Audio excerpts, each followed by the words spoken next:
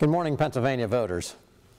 This morning I want to be quite direct in my comment on three themes. Each is vital to our country's future. Let me begin by saying that all of us must understand how urgent it is for conservative and principled men and women to regain control of the United States government.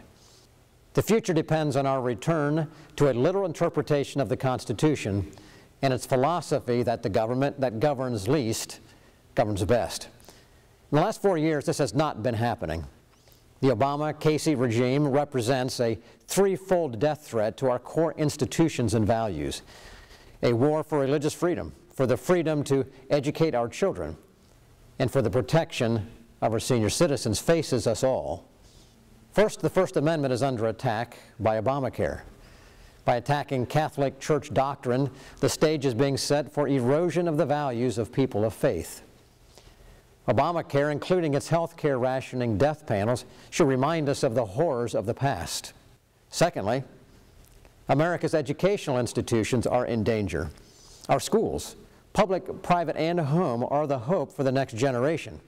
The Obama-Casey regime and its social czars now control our children's educational options with ideologies never before conceived in America.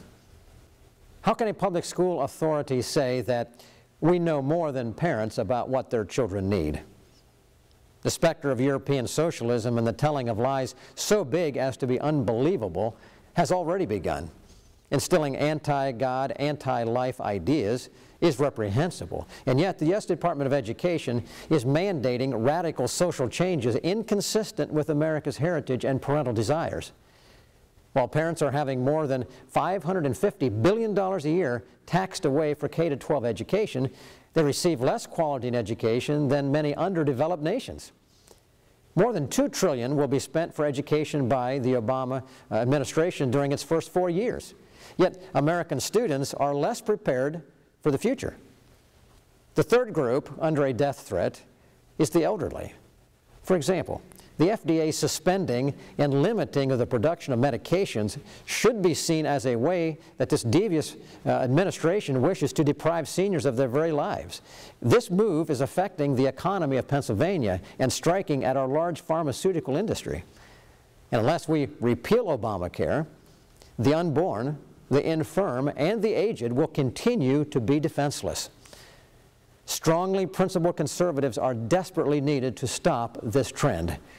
As your United States Senator from Pennsylvania, one day I will join like-minded legislators to introduce laws to eliminate every departmental czar. Finally, I must remind you that, my friends, that no other candidate in this United States Senate race has the conservative experience that I offer. For 18 years, as a member of the Pennsylvania House, I worked to steer Pennsylvania by conservative principles. For 8 years, I was chairman or a member of the House Finance Committee, and for 14 years, I was a member of the Pennsylvania House Appropriations Committee.